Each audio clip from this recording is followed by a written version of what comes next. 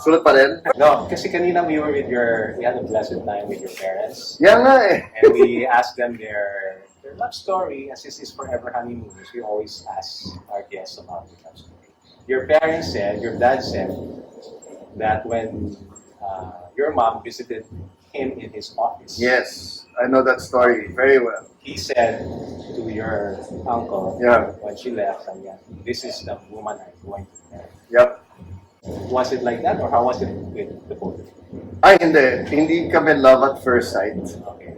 Sinasabi ko nga, judgment at first sight.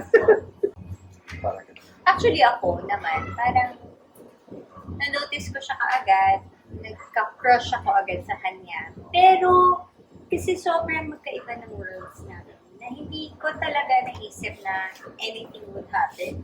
Yung ganun. Magkaiba eh. Yun Diba yung, parang, wala pang happy crush na term, pero happy crush siya.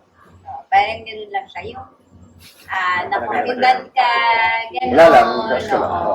Parang almost like, if you have a crush on celebrity, di ba, you know na, celebrity naman yan, hindi naman yung makakatuluyan sa akin, parang gano'n. So, kinda like that.